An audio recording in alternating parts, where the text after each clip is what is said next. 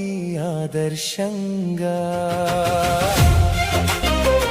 సిరులైనా సంపదలైనా కావు శాశ్వతం, పదవులు ఉన్నా లేకున్నా ప్రేమే సార్థకం.